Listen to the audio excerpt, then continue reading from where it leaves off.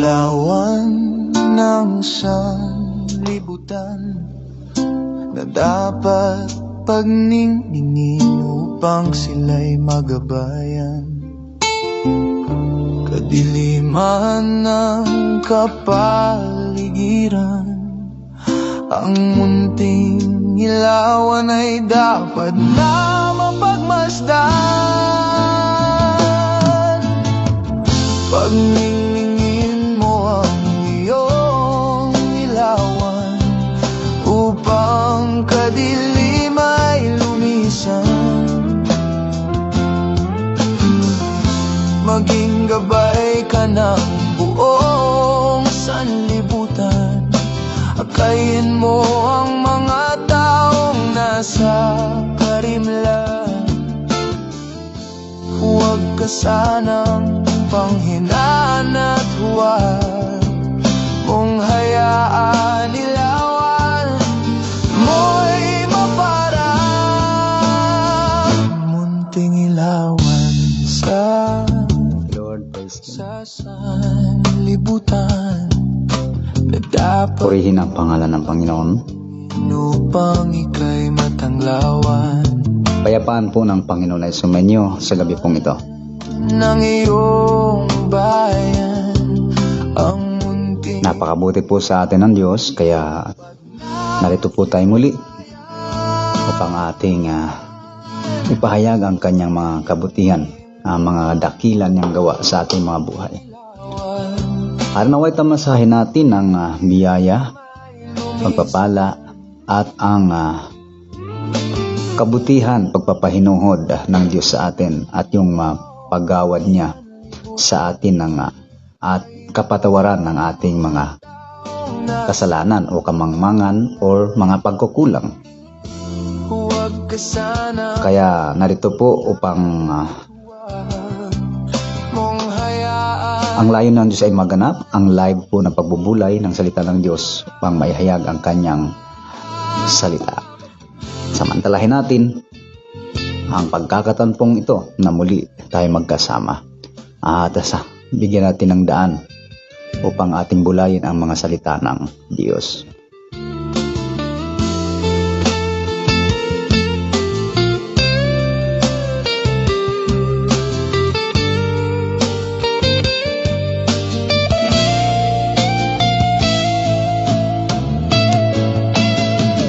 Pagningin mo ang iyong ilawan upang kadilim ay lumisan.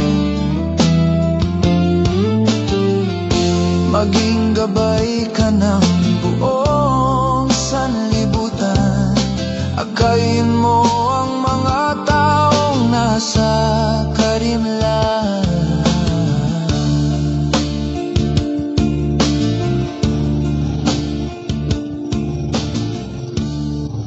God bless po, Nanay Lusing. At nakaantabay po ang ating kapatid. Salamat sa Panginoon. Sa buhay, kalakasan, at pag-iingat niya sa maghapon. Hallelujah. Salamat din sa Diyos sa pagbuhos ng ulan sa iba't ibang panig ng mundo or saan mang dako na siya nagpamalas ng kanyang kabutihan. Ganun po kabuti si Lord. Kahit po maraming taong hindi naglilingkod sa kanya, nariyan pa rin siya. Patuloy niya tayong inaalagaan. Kung tutuusin nga, mas marami ang gawain ng Panginoon kumpara sa atin.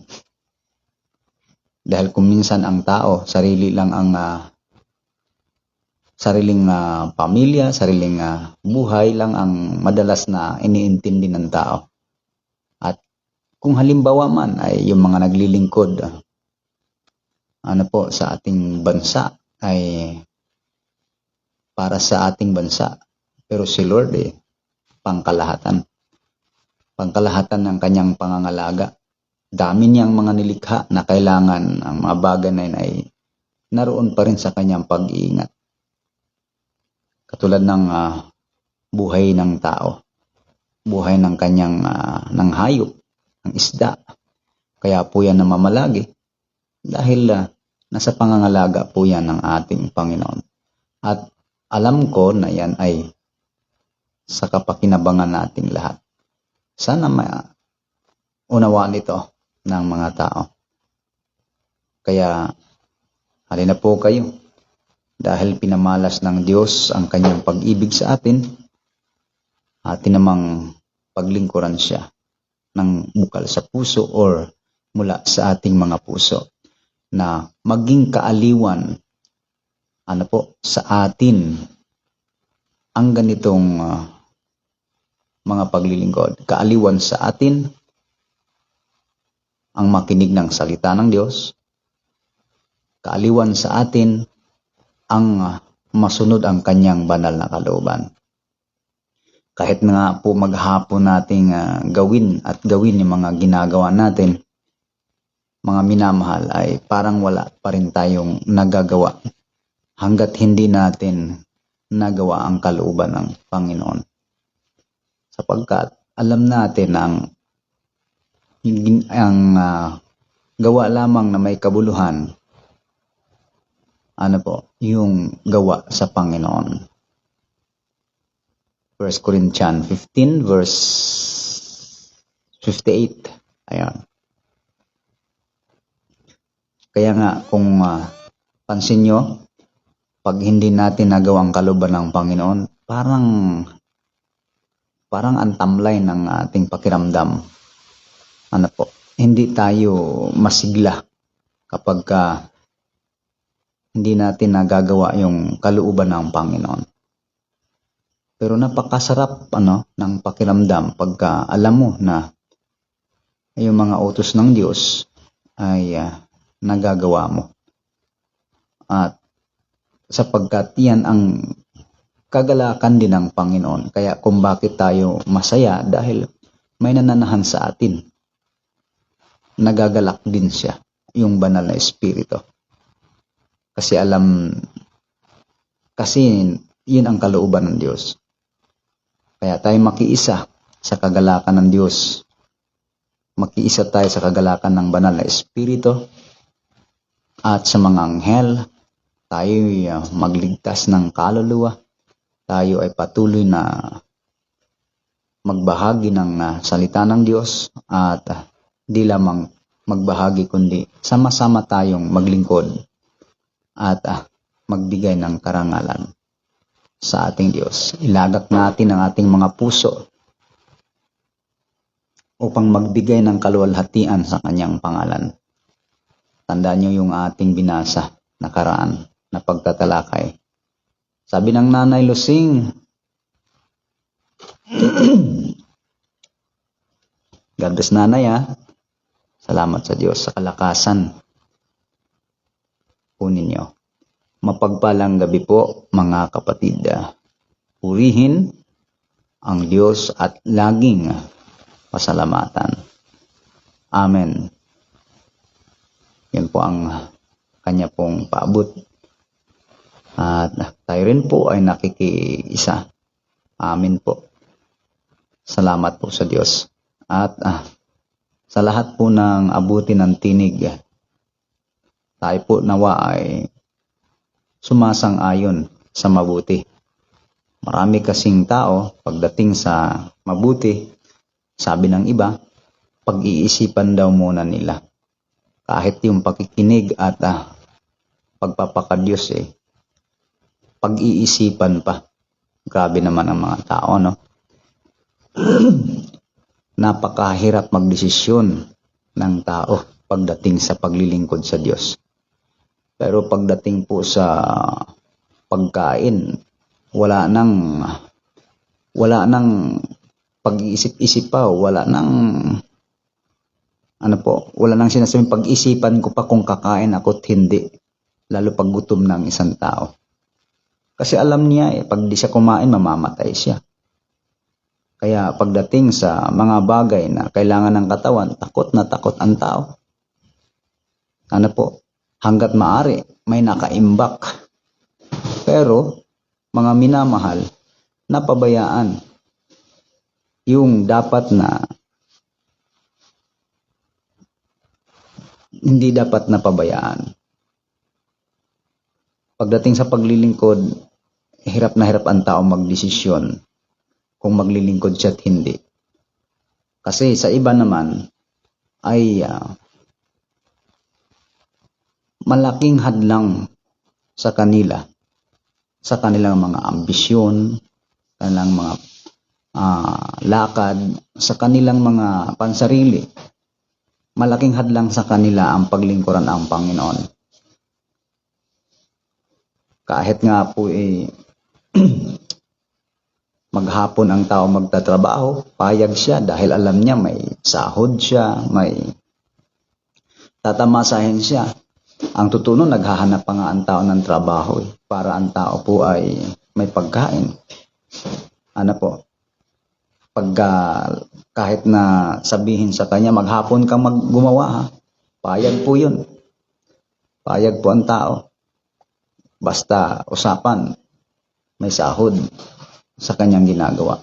Pero pagdating sa Diyos, mga minamahal, nililimitahan ng tao ang paglingkuran ang Diyos. Sa kanya ay napakasagabal sa kanyang mga lakad. Napakasagabal sa kanyang kung ano man yung mga gagawin pa niya.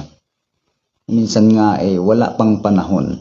At kung magkaroon man ng panahon, ay katiting lang yung ibibigay niya sa Panginoon. Gusto niya, ganito lang. Kung maglilingkod man, dapat sa isang araw ay isang oras lang. O buti sana kung araw-araw yung isang oras. Kung sa isang araw lang ay halos ang hilingin mo lang na paglilingkod ay wala pang kalahating oras o wala pang isang oras o wala pang kalahating araw. Kahit na po isang araw hindi sapat na paglingkuran mo ang Panginoon.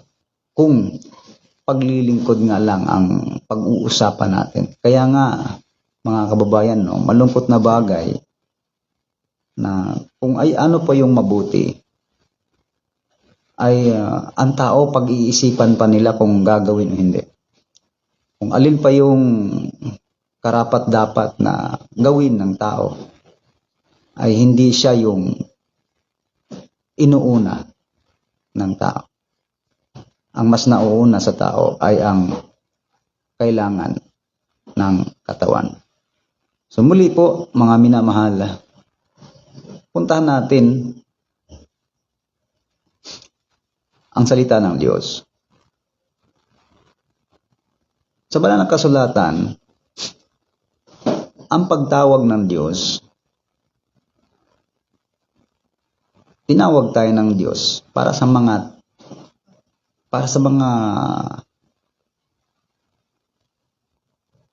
tayo ay maging masanay sa mga pagtitiis. Ang pagkatawag sa atin ng Diyos, hindi tayo tinawag para maging easy lang ang buhay ng tao. Easy lang ang buhay. Tinawag tayo ng Diyos para sa maraming kailangan. Yung may mga tiisin ka, may mga batahin.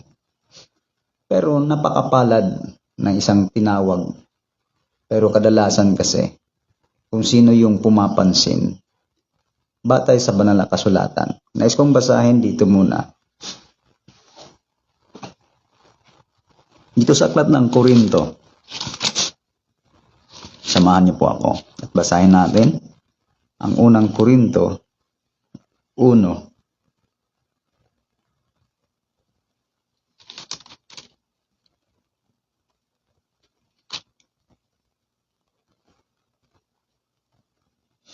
Talata po ay 26. Sapagkat masdan ninyo ang sa inyo'y pagkatawag, mga kapatid, na hindi ang maraming marununong ayon sa laman, hindi ang maraming may kapangyarihan, hindi ang maraming mahal na tao ang mga tinawag, kundi pinili ng Diyos ang mga bagay na kamangmangan ng sanglibutan upang hiyain niya ang mga marurunong. At pinili ng Diyos ang mga bagay na mahihina ng sanglibutan upang hiyain niya ang mga bagay na malalakas. Ang mga bagay na mababa ng sanglibutan at ang mga bagay na hinamak ang pinili ng Diyos. Oo, at ang mga bagay na walang halaga upang mawalang halaga ang mga bagay na mahalaga. Tingnan niyo mga kapatid, kung pansinin ninyo, itong mga tinawag ng Diyos, kung pansinin po natin yung kalagayan, bakit mas binigyan niya mas pinagtutuunan niya na tawagin ang mga ganitong kalagayan? Yung ikaw ay hindi yung kilala, hindi yung mga magaganang tayo ang buhay, mga mararangal na tao, hindi yung mga mahalaga sa paningin ng tao, kundi yung mga halos hindi pinapansin ng tao. Yun yung kanyang tinawag. Yung mga taong mababa ang kalagayan, yung mga taong hinahamak lang, hinahamak-hamak lang, yung mga taong hindi kapansin-pansin, yung hindi may dangal sa tao, sa mga tao, hindi yung ganun. Dahil ang sabi rito, masdan ninyo ang sa inyo'y pagkatawag, mga kapatid, na hindi sa maraming marurunong. Ayun, isa pa. Hindi ayon sa maraming mga marurunong sa laman, mga matatalino, marurunong, mga magagaling. Alam niyo po, tama lang po yun na ang pipiliin ng Diyos yung mga ganon. Yung hindi yung mga marurunong, matatalino, kasi madalas po sa ganyan, matataas ang tingin sa sarili. Mga mayayabang, pag ikaw ay may karunungan, may kaalaman, kahit na nga po may karunungan ka, hindi ka rin dapat magmataas o magmayabang kahit mayroon kang alam. Pero dito kasi, ang sinasabi talaga dito, yung hindi yung may maraming mga marurunong. Bakit kaya sa panahon ng ating Panginoong Hesukristo ay ganito ang naging sentro pagdating po sa pagpili ng Diyos? Bakit? Tatanungin ko po kayo, mga kababayan, mga minamahal. Bakit ganon? Bakit ang pinagtutunang pansin kung papaano ang Diyos pumili ay yung mga kalagayan na ganito? Kita niyo naman, pag ikaw ay maganda ang buhay, pag maganda ang buhay mo, parang hindi mo kailangan ang Diyos. Parang sinasabi. Pero kailangan pa rin ang Diyos kahit meron ka ng mga bagay sa mundo. Pero para sa kanila, parang hindi kailangan. Dahil meron na sila ng mga bagay. At lalo na yung mga sikat na tao, pinagpupugayan ng mga tao, tinitingala ng tao, sabi ng iba nga ina-idol pa ng tao.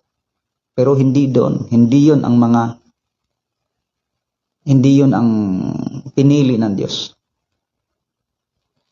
Bawal nga sa Diyos yung idol.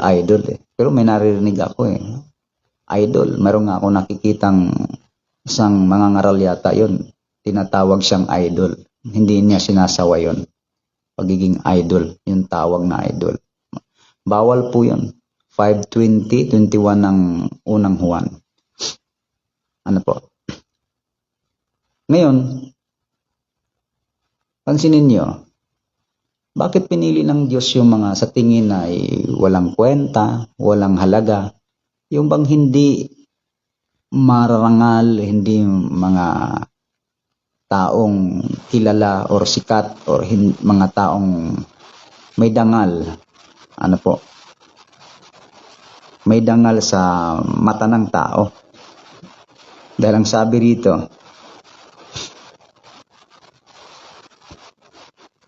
yung maraming may kapangyarihan, hindi ang maraming mahal na tao ang mga tinawag. Ano po? Kasi marami nang humahanga sa kanila eh. Marami ng mga taong tumatangkilik sa kanila.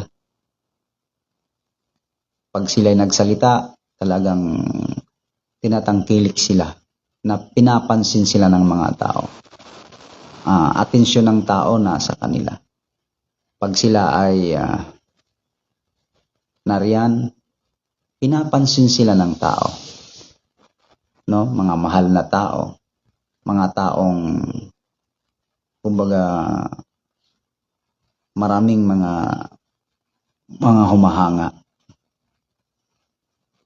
Taliwas doon sa pinili na wala man lang halos nagpapahalaga, walang pumipili, walang pumapansin. Ano po, ano?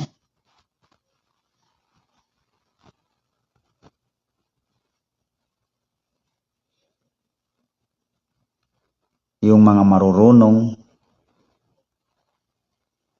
at pinili ng Diyos ang mga bagay na mahihina ng sanglibutan upang hiyain niya ang mga bagay na malalakas.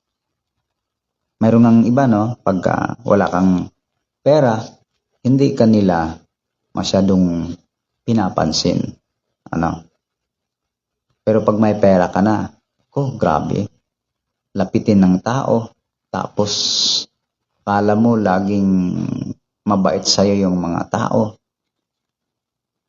Pag may pera, laging nakadikit, laging basta, alam mo na. At sila ay inaano ng mga tao. Sa madaling salita, pinahalagahan sila ng maraming tao. Pero si Lord, kung alin naman yung hindi mahalaga sa tao, pinahalagahan ng tao, marunong, hindi mga marurunong, hindi yung mga may dangal o mga mahal, may kapangyarihan o mga sikat, kabaligtaran naman sa Panginoon. Ano po? Diba? Kabaligtaran. Kasi sila, itinataas na sila ng tao eh.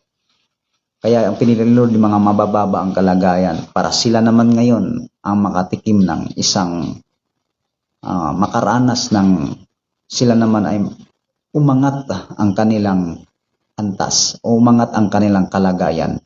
At hindi lang nun, mas umangat pa sila dun sa mga nag-aangat ng kanilang mga sarili.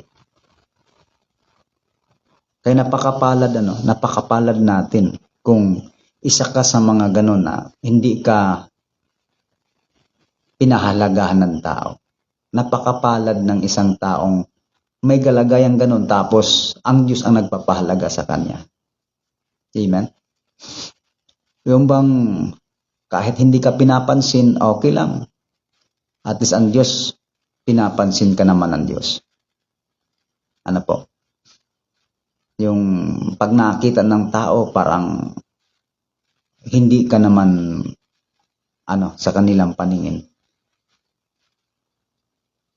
Yung ikaw ay nilalait-lait o ikaw ay inaapi. Yan ang mga gustong-gusto ng Panginoon. Pinili ng Panginoon na sila ay tawagin para mana ng buhay na walang hanggan. Kasi mataas ng mga tao sikat na sila. Tinanggap na nila yung mga papuri ng tao. Tinanggap na nila ang pagtatangkilik ng mga tao. Sila ay mga naging mataas na sa tingin. Yung kanilang mga sarili, mataas na ang tingin nila sa kanilang mga sarili. Kumbaga mga minamahal, napakapalad ng isang tao na yung bang mababa ka lang sa kanilang tingin, mapalad siya. Kung siya ay ganong kalagayan dahil sila yung pipiliin o pinili ng Diyos para sila ay tawagin. Kaya huwag tayong malungkot. Huwag tayong malungkot kung hindi tayo pinapansin ng tao. Matuwa ka. Kung ikaw ay nilalait, ikaw ay inaapi, nilalamangan ng kapwa, yung mga bagay na sa sayo ay kinukuha ng mga tao. Salamat sa Diyos. Kung tayo ay nakaranas ng mga ganyan, pag binasa nyo nga ang aklat ng Mateo sa kabanatang 5, nakalagay doon, mga galak kayo. Bakit tayo maggalak? Kasi once na naging kalagayan natin yan, ikaw naman yung kinalulugdang pipiliin ng Panginoon. Huwag kang malungkot kung ganun ang kalagayan mo sa buhay. May Diyos na pumipili sa iyo. Hindi ka man pinili ng tao. Hindi ka man pinili ng mga tao bilang isang sikat o tanyag na tao sa mundo. Kaya sasabihin sa iyo ay sino ka? Parang ganon. Amen. Kaya pagka okay lang sa iyo, okay lang sa atin na minamaliit tayo, kumbaga, minamaliit tayo ng tao. Matuwa tayo, magalak tayo. Magpuri tayo sa Panginoon. Pag minamaliit ka, huwag kang magalit, huwag kang magdamdam, huwag kang magtanim. Lalo kang matuwa kasi mas kakampihan ni Lord kapag ikaw yung dinadaw ng tao. Yung bang dinadaw na hindi ka pinahalagahan tulad ng pagpapahalaga ng mundo. Pero kung pinahalagahan ka dahil ikaw ay isang anak ng Diyos, okay yun. Hindi dahil sa ikaw ay matalino. Hindi dahil sa ikaw ay marangal na tao. Hindi dahil sa ikaw ay presidente, kapitan, or isang mayaman, o isang matalinong sikat, o isang talentadong tao. Hindi sa ganun. Kaya ka tinatangkilik ng tao. Kung mayroon mang tao na nagpapahalaga sa iyo dahil sa isa kang lingkod ng Diyos, ay okay yun. Mas okay yun. Okay. Balikan natin. Maganda kasi basahin, no? Nakakagalak ng puso. Sinasabi ko lang po ito. Nakakatuwa. Sapagkat masdan ninyo ang sa inyo'y pagkatawag, mga kapatid. Kaya pag nabasa ko nga ito, natutuwa talaga ako. Lalo't kung tayo hindi galing sa pamilya na masasabi nating mayayamang pamilya, sikat na pamilya, kilalang pamilya. Alam nyo, yung isa ka lang, halimbawa na yung isa ka lang magsasaka o isang mangingisda, no? Isa kang mangingisda o isa kang magsasaka o karpintero. Yung mga ganong kalagayan kasi si Kristo naranasan ni Kristo magkarpintero Sa iba hindi yan mahalaga, pero alam nyo, pag walang karpintero, wala rin mang may bahay. Pag walang mason, wala rin, hindi rin makapagtayo ng bahay yung kahit gaano ka pa kayaman. Kasi kailangan mo rin ng manggagawa. Mas ano nga ang manggagawa mas kung tutusin, mas mahalaga pa nga ang manggagawa. Pero hindi pinahalagahan ng mga tao, ang mga manggagawa dito lang sa ating bansa. Kung alin yung mahirap ang trabaho, sila yung mabababa yata ang sahod. Kasi ganun ang tingin ng tao Mababa ka lang. Di ka naman edukadong tao. Wala ka naman pinag-aralan. Mason ka lang.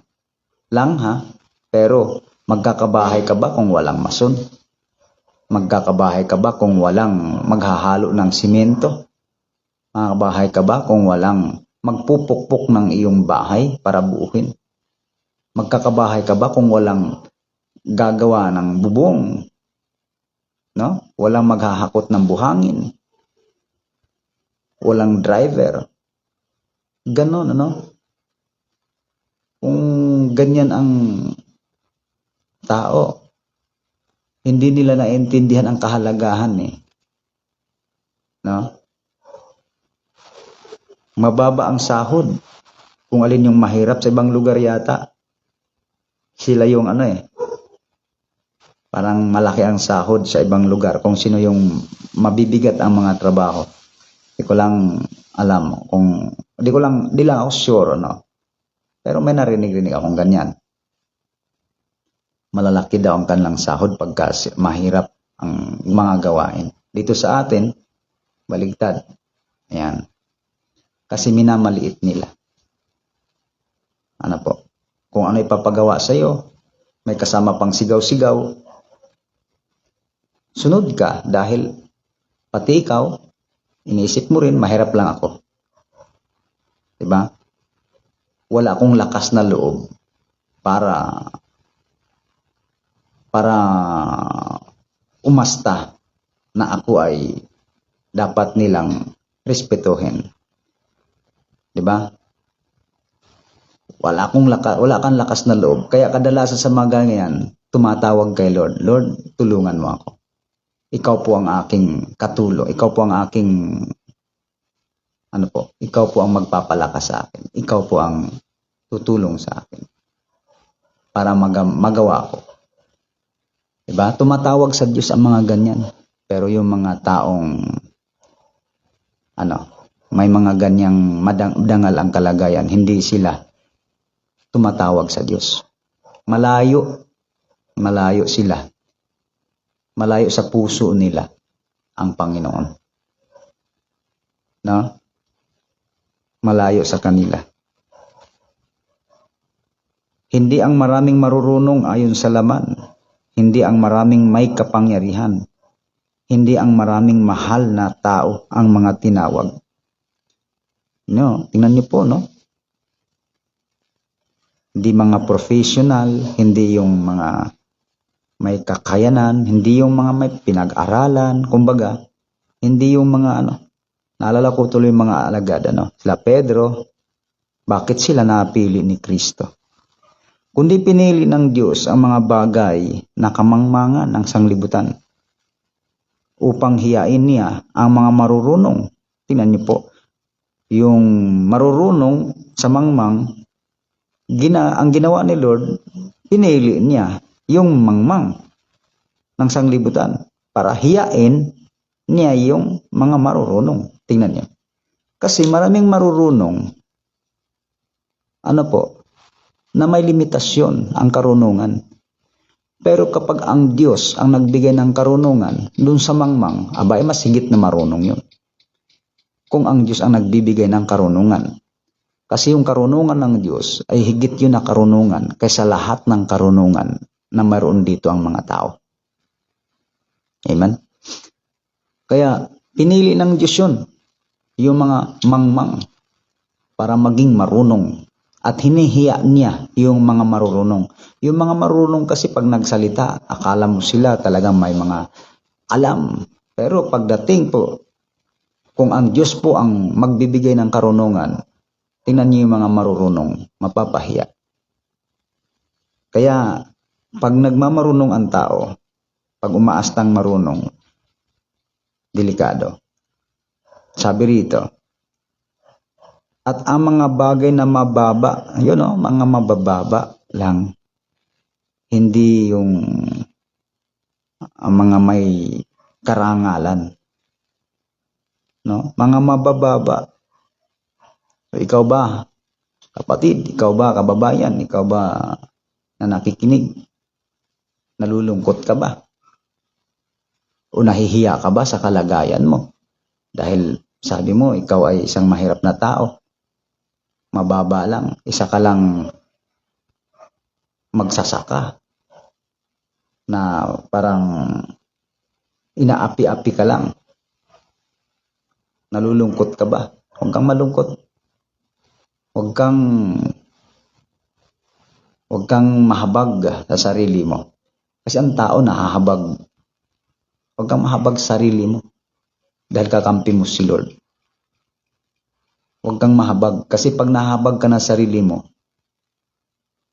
parang nagiging mahalaga na sa'yo ang iyong sarili. Kaya sakit sa kalooban kapag mayroong humahamak. Kadalasan kasi ang tao pagka kumbaga hindi niya tinuturing ang kanyang sariling walang kabuluhan. Pag nagsalita sa iyo yung tao, nasasaktan ka. Kasi tingin mo sarili mo may kabuluhan ka, ba't ako pagsasalita ng ganito? Kaya dapat, huwag kang mahabag sa sarili mo. Magtuwa ka, magala ka. Kasi patunay yon na ikaw ay mababa sa kalagayan ng mga tao. Pagka ganon, baka ikaw ay mapabilang doon sa pinili ng Diyos. Dahil ang sabi, mga bagay na kamangmangan ng sanlibutan, hindi yung mga marurunong at mga bagay na mahihina ng sanglibutan.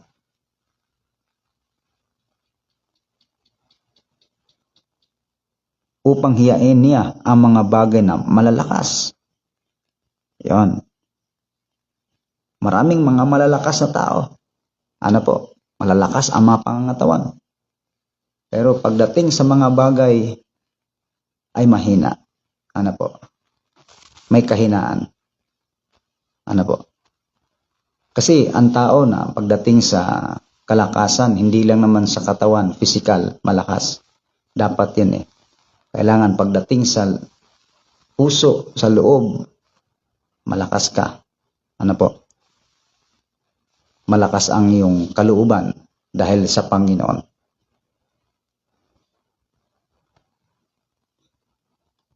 Sabi rito? Ang mga bagay na mababa sa sanglibutan at mga bagay na hinamak ang pinili ng Diyos. Oo, ang mga bagay na walang halaga, upang mawalang halaga ang mga bagay na mahalaga, upang walang laman na magmapuri sa harapan ng Diyos. Pwede silang magmapuri. Pwede nga silang magyabang pakilala. Kami ganito. Minsan, pinapakita nila sa panlabas na anyo na sila ay ganito. Nagyayabang sila. Magsusuot sila ng kung ano mga kasuutan para may pakita nila sa mga taong mayroon kaming ganito, may kakayahan kaming ganito. Minsan nga, kahit ngayong mahirap, nagyayabang pa No? May nakikita tayo, wala namang wala namang magandang tayo ang buhay. Pero makikita mo, nakasuot pa ng kwintas na nakaginto. Isipin niyo po. Pero ang buhay naman, wala naman halos makain. Pero kung makapagsuot ng mga alaalahas at makapagsuot ng kung ano-ano mga bagay para pampurma, sabi na sila. Pero yun pala, sabi ng iba, mahirap pa sa daga.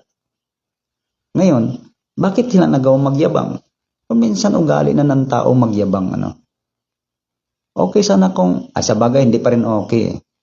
Kung may pagyayabang, bawal pa rin magyabang. Pero talagang ayaw ng Diyos. Ang mga mapagyabang, mapagmataas, gusto ni Lord mababa ka lang. Gusto ni Lord yung hindi ka napapansin. May mga ginugusto ni Lord ng mga ganyan.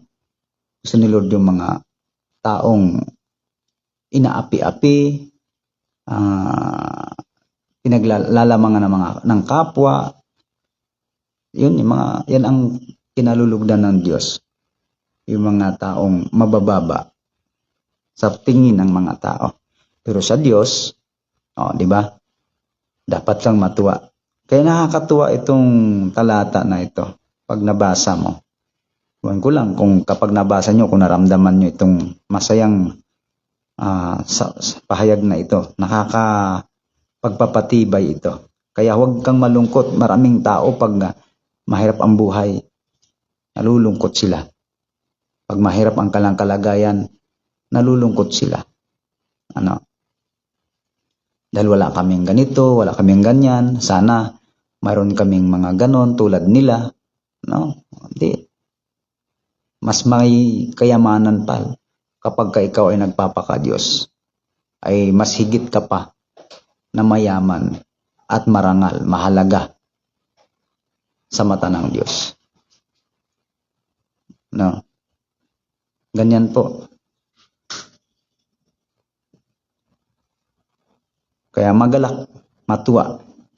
Huwag kang malungkot. Ang sabi nga sa Mateo, sa Mateo 5, 5.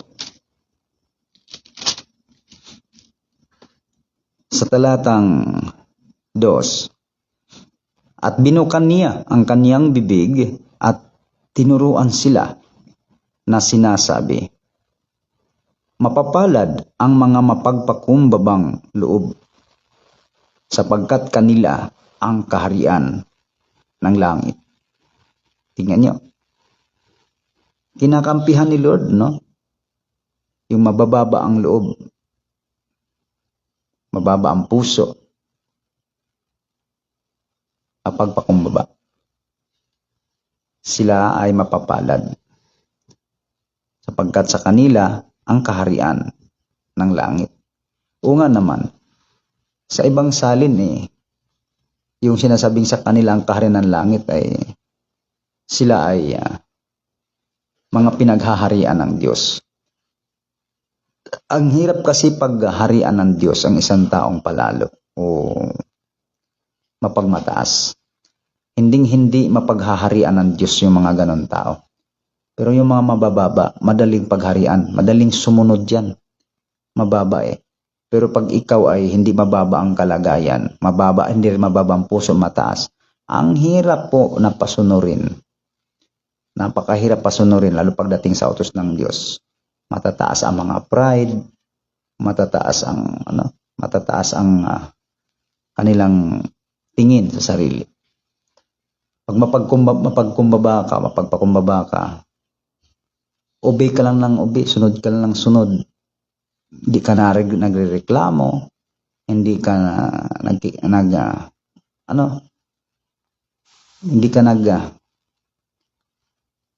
basta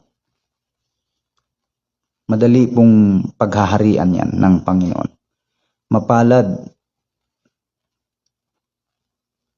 Mapapalad ang mga nangahahapis, sapagkat sila'y aaliwin.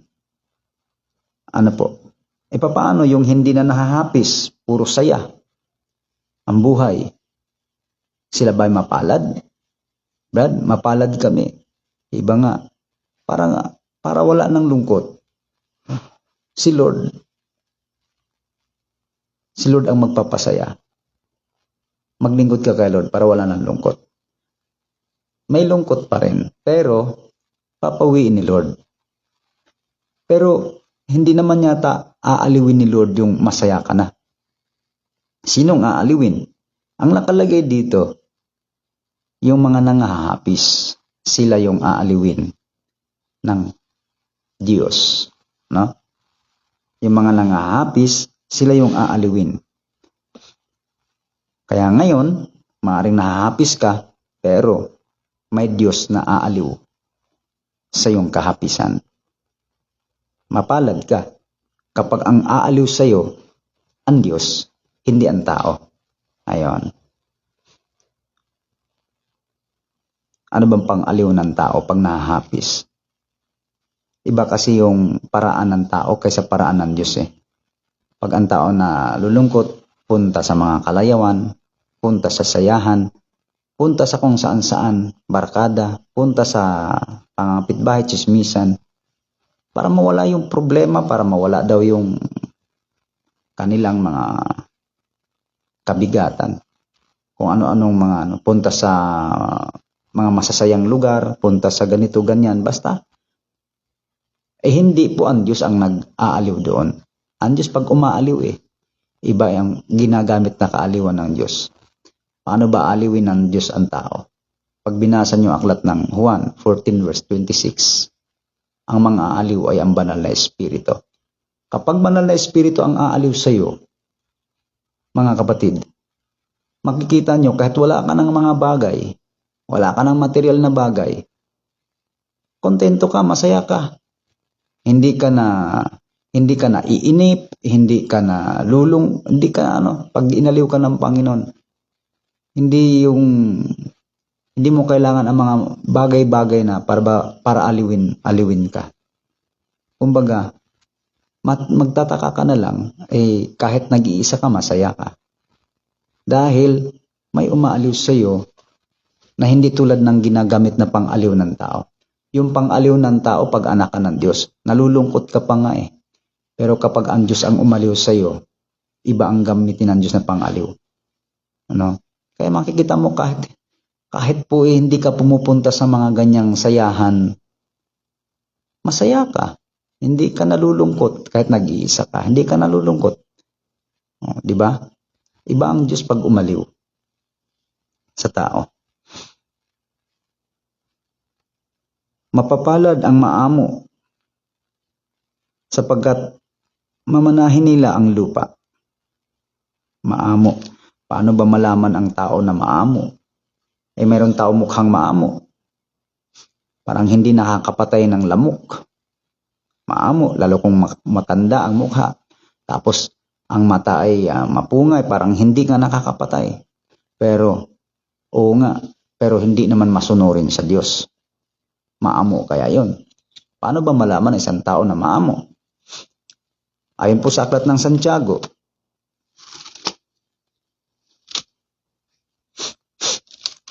sa 1 at 21 ng Santiago, may mababasa tayo tungkol sa maamo.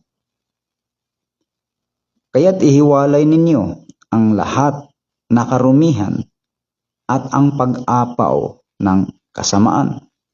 At tanggapin ninyo na may kaamuan ang salitang itinanim na makapagliligtas ng inyong mga kaluluwa. Ayon. Ang isang maamo,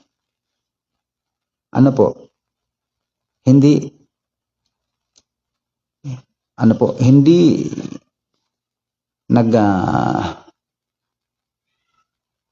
tawag nun. Sige, ito na lang. Ang isang maamo, tumatanggap ng salita ng Diyos. Sabihin, kanyang tinatanggap at ito ang makapagliligtas ng kanyang kaluluwa. Makikita ka ng mga tao mukhang mabait. Palangiti. Pero, yan ang tawag ng tao, mabait daw sila. Hindi ka simangutin or hindi ka sa Bisaya ay kulis maot ang mukha. Pero makikita mo, sa kabila na sila ay mukhang masayahin, mabait, pero pag sinirin mong salita ng Diyos, hindi sila tumatanggap ng salita ng Diyos. Yun. So, nasaan doon yung kaamuan na sinasabi sa Biblia? So, hindi yun maamo. Mukha lang maamo. Pero ang gusto ng Diyos, makikita sa iyo na ikaw ay totoong maamo. Kung tayo ay marunong tayo tumanggap ng salita ng Diyos. Yun. Minamahal natin, tinatalima natin ang utos. Yan ang maamo, sumusunod sa utos ng Diyos. Mahal niya ang salita ng Diyos. Nakikinig siya ng salita ng Diyos. Balik tayo sa verse 6. Mapapalad ang mga nangagugutom at nangauuhaw sa katwiran sapagkat sila'y bubusugin. Isa pa ito, gutom at uhaw. Saan sila gutom at saan sila uhaw? Mga kapatid, hindi ito gutom na naramdaman ng tao na gutom, walang laman ang tiyan, at uhaw na walang maiinom na tubig. Ang nakalagay kasi dito, kung ano yung ikinagugutom, sana ganito tayo, no? Mga minamahal natin, sana ganito tayo. Nangagugutom at nangauuhaw sa katwiran. Yon, sa katwiran. Gutom at uhaw sa katwiran. Ano po? Pag binasa niyong Mateo 6, dito sa talatang 33, datapwat hanapin muna ninyo ang kanyang kaharian at ang kanyang katwiran. Ayan. Ipinahahanap ang kanyang kaharian at ang kanyang katwiran. Meron bang tao na ganyan? Tayo ba? Ganyan ang puso. Ano po? Kaya hinahanap natin ang kanyang kaharian at katwiran, maaring uhaw tayo at gutom sa katwiran. Gusto natin ang katwiran. Ganun tayo na uuhaw, nagugutom. Ang tawag doon, ang magiging kalagayan ng taong yon ay mapalad. Ano po? Kung wala kang ganong nararamdaman, hindi ka man lang nananabik makinig ng salita ng Diyos. Hindi ka man lang nananabik na mabuhay sa katwiran ayon sa utos ng Diyos. Hindi ka mapalad. Alam mo na, hindi ka kasama doon sa mga mapapalad. Kasi ang binabanggit lang ditong mga mapapalad ay ito yun eh. Ikaw ay uhaw at gutom sa katwiran. Amen?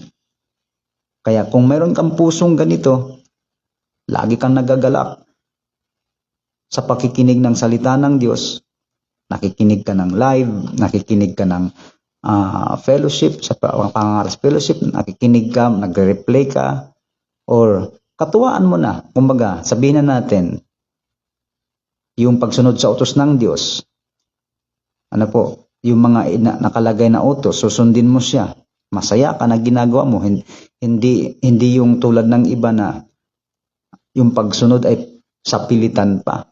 Ano po, kailangan pang walang kusa. Na? Dito, pag gutom ka at uhaw sa katwiran, sabi dito, sapagkat sila'y bubusugin. Ayun. Merong ibibigay. Ano po? Upang maibsan yung gutom at uhaw. Bubusugin sila. Mapapalad ang mga mahabagin. Ayun. Sapagkat sila'y kahahabagan. Maraming tao, gusto na sila'y kahabagan, pero wala silang habag sa iba. Laging siya gustong kahabagan. Ano po? Naghahanap ng taong mahabag sa kanya. Pero wala siyang habag sa ibang tao.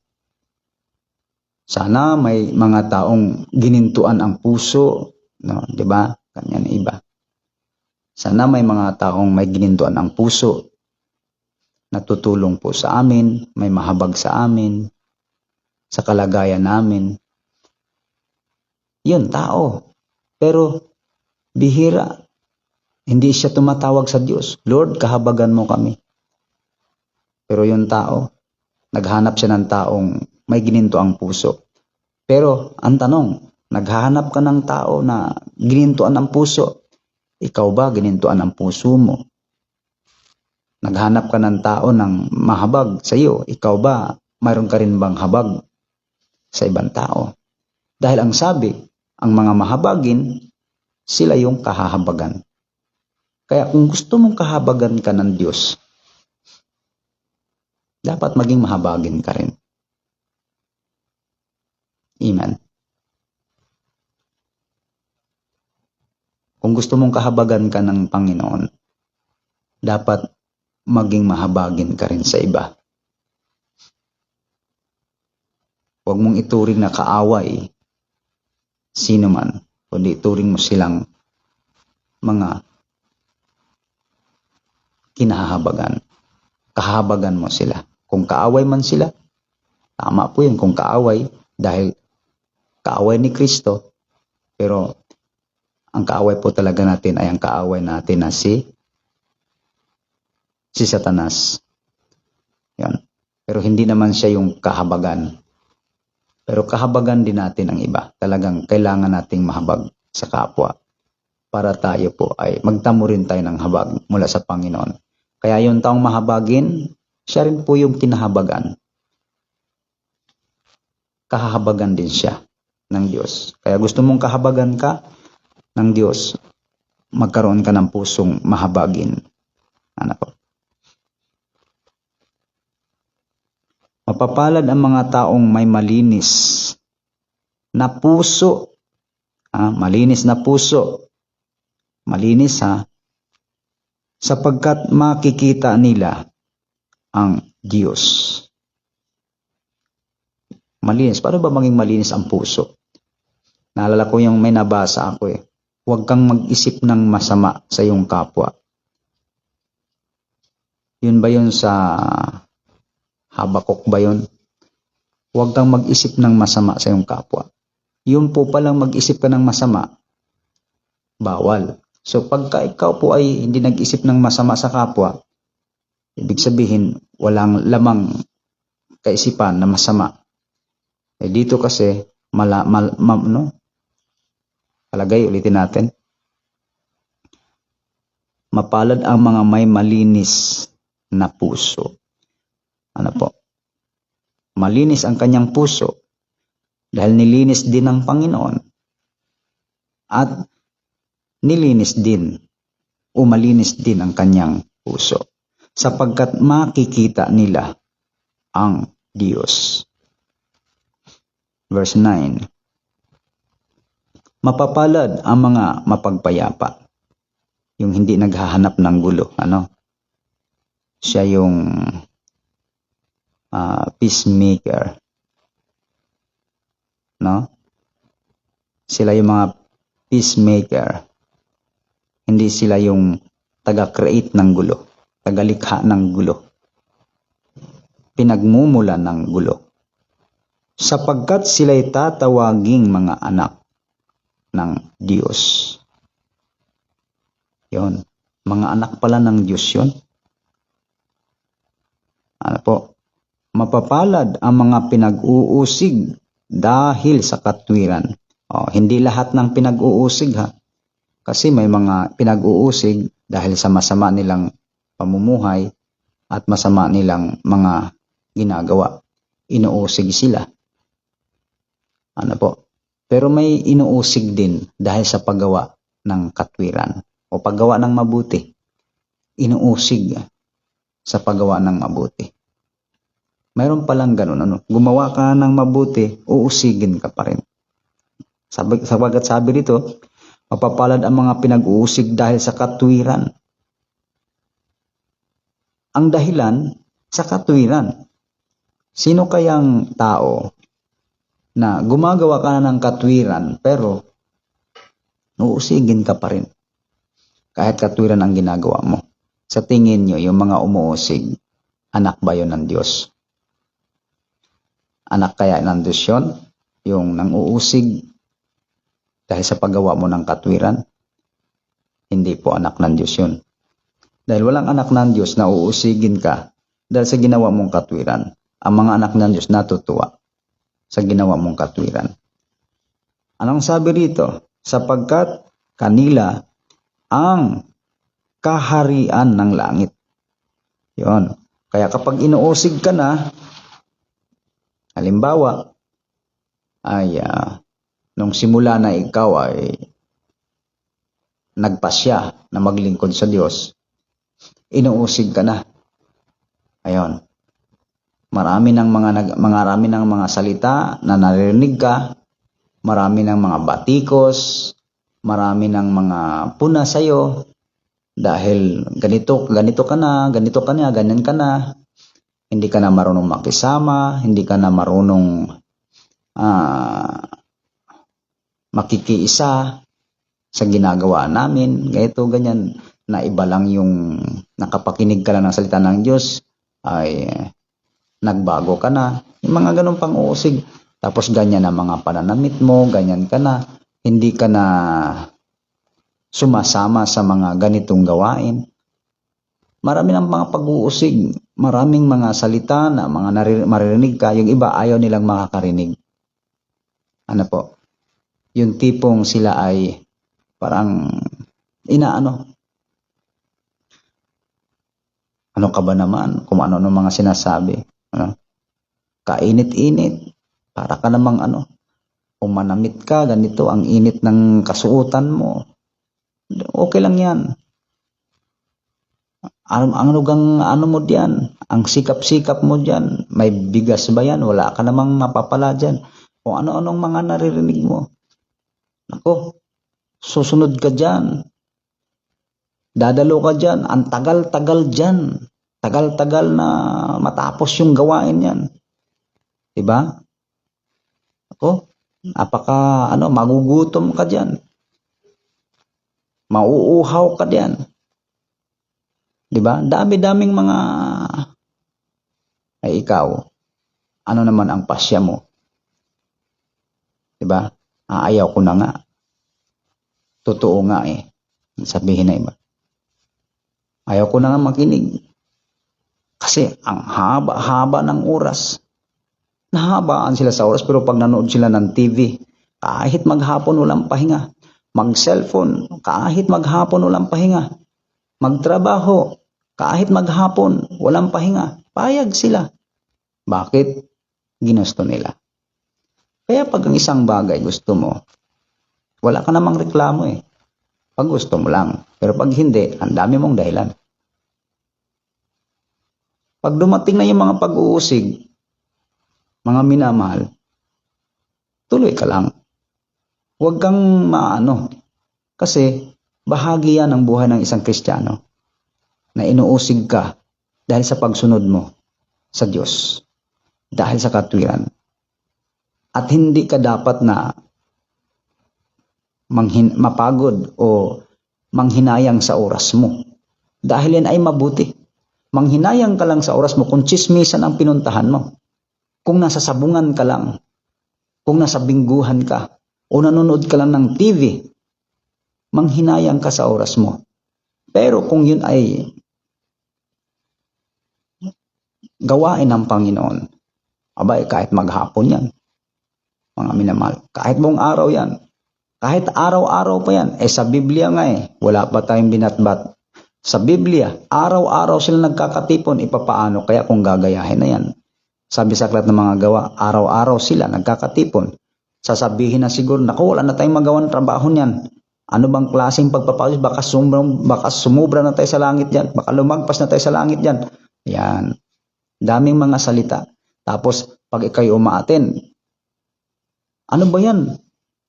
Naglingkod ka na nung isang araw. Ngayon, lingkod ka na naman.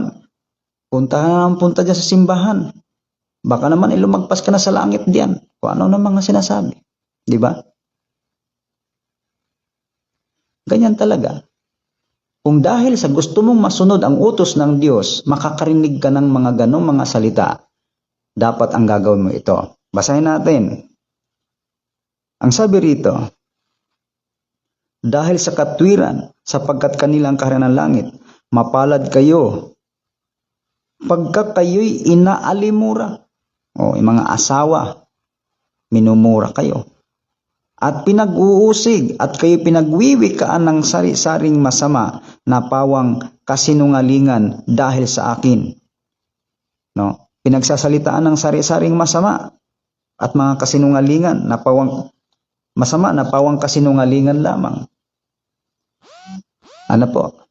Sasabihin sa iyo, wala ka nang mapapala dyan. Wala na ngang makukuha ka dyan. Absent ka na nga sa trabaho. Wala ka na ngang nagawa sa bahay. Palis-alis ka na sa bahay. Ganito. Tapos, iba kung ano-anong mga sinasabi. Ang pangit-pangit ng relihiyon na yan. Wala nang magawa sa bahay kundi puro na lang samba, puro samba. Ano po? Kaya yung mga yan ay panluloko yan. Panluloko yan. Kaya maniwala sa ganyan. Mga kapatid, mga kabayan, dami kang maririnig. Pero kung gusto mo talaga masunod ang kalooban ng Panginoon, handa ka dapat na marinig mo yung ganung bagay. Dahil ang sabi dito, pinagwiwikaan ng sari-saring masama na pawang kasinungalingan dahil sa akin. Mga galak kayo at mangagsayang totoo. Sapagkat malaki ang ganti. Mga galak daw kayo at mangagsayang totoo. Bakit magsaya na hindi lang basta pakunwaring saya? Sasaya ka pero parang hindi naman yata totoong masaya. Amen? Bakit? Ang pagsasaya, sasaya ka ng totoo. Ang pagsasaya, hindi lang basta masaya. Totoong masaya. Kayo'y mangagsayang totoo. Bakit? Ang sabi rito, mga galak at mangagsayang totoo. Sapagkat kakaunti ang ganti sa inyo sa langit. Yun ba ang sabi? Kakaunti. Malaki. Malaki. Malaki ang ganti sa inyo sa langit. Ay yung tatanggapin mong sahod sa trabaho mo, gaano ba kalaki? Brad, malaki ang sahod ko. Kung ako'y pumasok, kundi ako naglingkod, malaki ang sasahurin ko. Magkano? Magkano isang araw? 1,000 isang araw. Magkano isang araw? 500 isang araw. Malaki, Brad. Sa hirap ng buhay. May pakain ka na sa mga anak mo. Mayroon ka nang maibibiling bigas. Malaki. Malaki na ba sa'yo yan? 1,000 isang araw. Pero ang sa Panginoon, nalilitan ka. Maliit lang naman sa Panginoon. Wala ka namang makakain dyan. Samba ng samba ka. Magtrabaho na lang ako. May masasahod pa. Hindi niya nakita. Hindi niya nabasa. Ano ang sabi? Ang sabi rito, mga galak at mangagsayang totoo sapagkat malaki ang ganti sa inyo sa langit. Hindi pala niya nakita kasi ang ganti ay nasa langit. Ayon. Kaya iniisip niya ay wala siyang napapala. Kasi hindi nakita doon sa langit, malaki ang kanyang tatamuhin doon. Ang gusto niya, tanggapin na niya, akin na. Parang ganon. Sana sinasabi. Ano yung mga ganyan mga tao Gusto nila hawak mo ng kalang kamay. Dito na lang ako sa trabaho kasi kinabukasan, bibigyan na sa akin yung sahod. Doon na lang ako. At least mapapakinabangan ko na. Sa langit pa yan, brad yung sahod mo, pag nawala ka ng trabaho, may sahod ka pa ba? Siyempre, brad, wala na. Pero pag sa Diyos, pag sinunod mo ang utos ng Diyos, pagdating ni Kristo, yung sahod kung sahod yon, wala nang katapusang tatanggapin mo yon. Kahit hindi ka na magtatrabaho. Yun ang kaibahan. Pero hindi nila yon nakikita. Yung malaki na sinasabing inihanda ng Diyos. Sabi nga, hindi pumasok sa isip, hindi nakita ng mata, hindi pumasok sa puso ang mga bagay na inihanda ng Diyos sa kanila. Kaya ganyan ang tao Hindi kasi nila nakikita. Kasi gusto nila nasa mata, nakikita agad. Pag hindi nakikita, paano makikita? Ang nakalagay dito malaki ang ganti.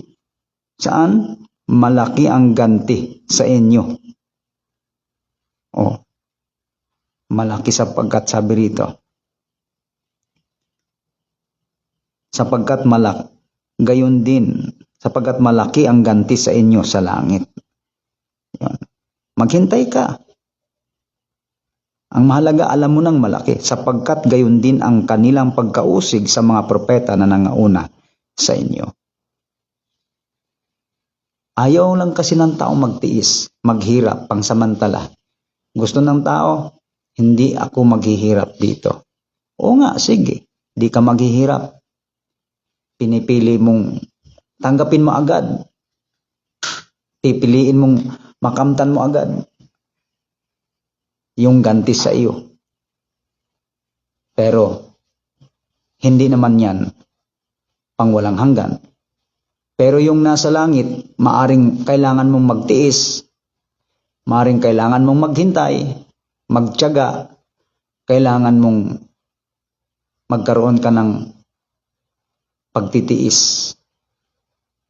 Pero pag nakamit mo yun, kahit hindi ka na magtatrabaho tulad ng ginawa mo, yung tatanggapin mo na wala ng katapusan, tuloy-tuloy na pakinabangan mo.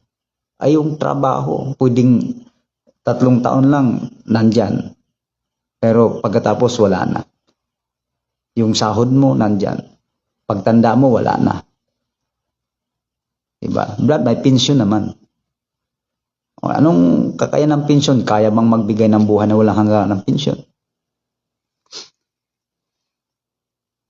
Ganyan po mga minamahal, napakapalad ng tao na may ganitong kalagayan, na madalas ang tao nahahabag, naawa sa sarili dahil mahirap ang buhay. Pero yun pala, no? Ganun pala ang Diyos. Pinipili niya yung mga ganong kalagayan. Kaya huwag tayong malungkot. Dapat tayo ay lalong magalak. Kapag tayo'y hindi tayo pinapansin ng tao, pinahalagahan ng tao, magalak ka. Dahil ang Diyos ay mas pinipili ka niya. Huwag mong kaawan sarili mo. Huwag mong, kumbaga sabi nga sa Filipos ituring ang sarili na, ituring na mas mabuti ang iba kaysa sa iyong sarili. Huwag masyadong pahalagahan. Kung magpapahalaga man, mga minamahal, ay tandaan po natin, sabi doon, mas mahalaga kung sumunod na lang tayo sa utos ng Diyos. Dahil pag pinahalagahan mo lagi sarili mo, yung pagka mayroong nagsalita sa iyo, ang hirap tanggapin dahil siyempre mahalaga sa iyo. Ang tingin mo sa sarili mo, masakit. Pero kung tinuring mo sarili mo na wala akong halaga. So kahit may manglait sa iyo, mayroong bagay na okay lang. Di naman mahalaga sa iyo yung di mo naman tinuturing na mahalaga. So okay lang. Yun. Kung mayroon mang magmaliit sa atin, okay lang. Kung mayroon mang mga nang-aapi, ang kakampi mo ay ang Panginoon. Kung mayroon mang nang-aagaw ng iyong mga pag-aari, kinukuha sa iyo,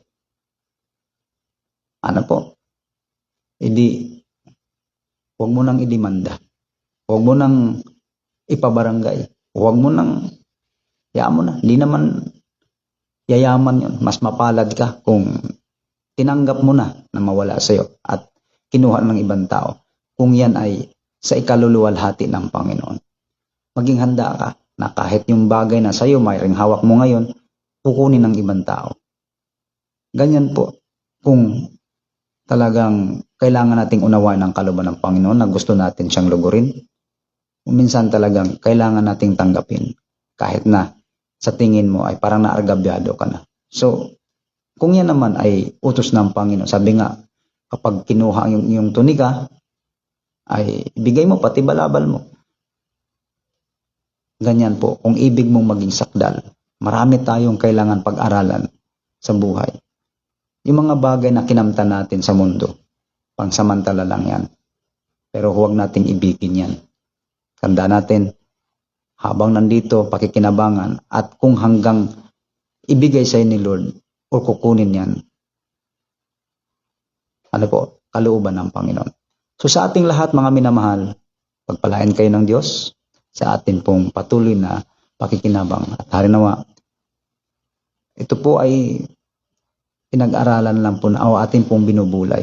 Maganda kasi na malaman natin yung kalagayan natin na madalas ang tao naaawa sa kalagayan. Huwag mapalad pa rin tayo kasi mas malapit ang Panginoon sa mga taong ganito ang kalagayan. So doon tayo sa mga bagay na mas malapit ang puso ng Diyos. So God bless po sa ating mga kapatid. Hallelujah. Purihin ang Panginoon. Kalakasan po sa bawat isa. Patuloy at patuloy nating nasain ang gawin ng kalooban ng Diyos. Ano man yung hinihiling ng Panginoon, gawin po natin. Kung kalimang hindi nyo nagagawa, ang dalangin ko, sana magpasya. Bawat isa tayo ay sama-samang mabuhay na gawin ang kanyang kalooban. Huwag tayong mahuli dahil may mga nauna na mahuhuli at may huli na mauuna. Salamat sa Panginoon. Ingatan kayo at pagpalain ng Diyos sa inyong pakikinig ng live na pagbubulay ng salita ng Diyos. Salamat sa Panginoon. Salamat sa Diyos. Sa pangalan ni Jesus. Amen.